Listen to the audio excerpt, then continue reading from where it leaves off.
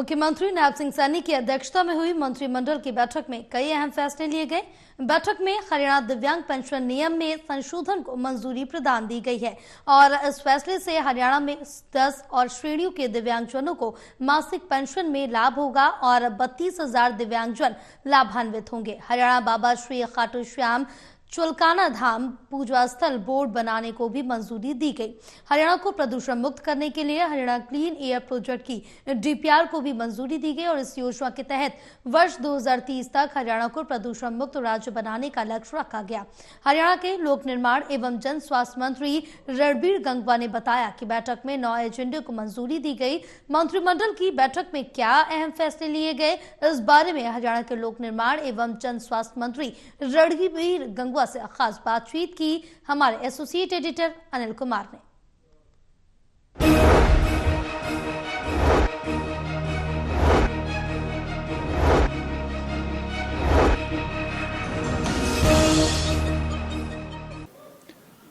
हरियाणा मंत्रिमंडल की बैठक में क्या अहम फैसले लिए गए, इस मेरे साथ हैं लोक निर्माण मंत्री रणबीर गंगवा। इनसे जानते हैं कि आज की बैठक में क्या फैसले लिए गए हैं।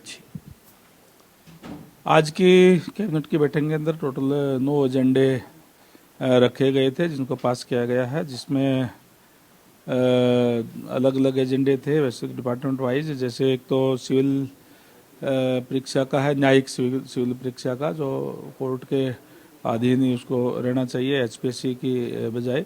और इसी तरीके से कुछ एक और जो जिस डिपार्टमेंट के एजेंडे थे, दिव्यांग पेंशन को भी लेकर के थे कि उसमें अलग अलग कैटेगराइज जो की जाए टोटल।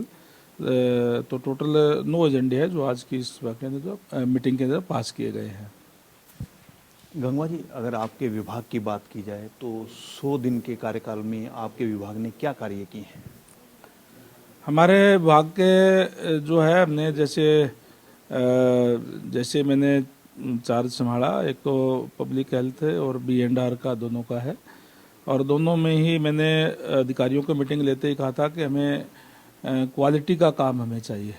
अगर क्वालिटी के साथ कहीं भी कोताही पाई जाती है तो हम फिर उसके खिलाफ कड़ा एक्शन लेने का काम करेंगे।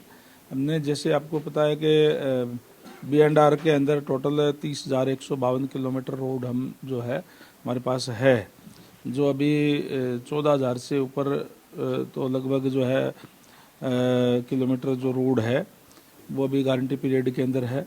जो हमारे जो हर साल लगभग हम 5,000 किलोमीटर के करीब नई उसको करते हैं, कारपेट वगैरह नया करते हैं।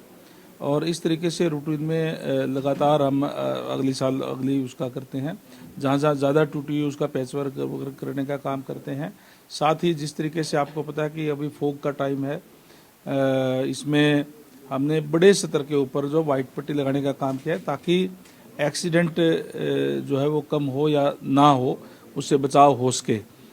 और इसमें हमने जहाँ 3700 किलोमीटर तो जो बिल्कुल ही जहाँ पट्टी नहीं थी या धुंधली हो गई थी वहाँ नई लगाने का काम किया है। वहीं लगभग जो 12,000 किलोमीटर की DLP पीरियड के अंदर थी, वो कॉन्ट्रैक्टर्स से बात करके वो भी लगाई कि बड़े स्तर पे हमने जो वाइट पट्टियाँ लगाने का काम किया। आप जहाँ भी आप जाओगे अगर प्रदेश के अंदर, तो हर जगह आपको वाइट पट्टी जो है वो दिखाई देगी, जिसपे 7 करोड़ रुपए हमने खर्च किए हैं।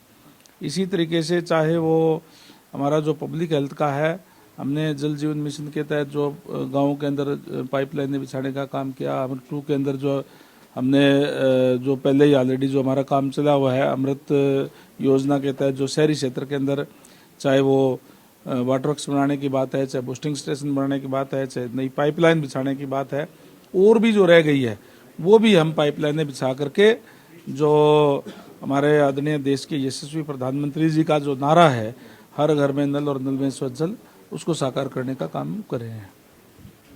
गंगवा जी, अभी आपने कहा है कि क्वालिटी से कोई समझौता नहीं किया जाएगा। ड्यूटी में लापरवाही करने वाले कितने अधिकारी और कर्मचारियों के खिलाफ आपने कार्रवाई की है?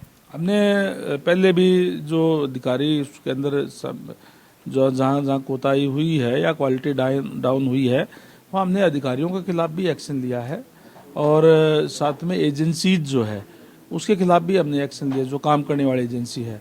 और सबको ये बता दिया गया है कि अगर कहीं भी अगर कोई इसमें कमी पाई तो आगे भी हम एक्शन लेंगे। हमने अधिकारियों को सस्पेंड भी किया है और जो एजेंसी है उनके भी हमने जो सिक्योरिटी के लिए कहा है कि इनकी जब्त कर ली जाए, क्योंकि उनमें काम में जो कमी पाई गई है। तो आगे भी अगर इस टाइप का कोई भी कोताही मिलती है तो हम अधिकारियों के खिलाफ भी, काम करने वाली एजेंसी के खिलाफ भी एक्शन लेंगे। गंगवा जी, दिल्ली चुनाव की बात की जाए तो आप दिल्ली होके आए हो, अब दिल्ली में क्या स्थिति है?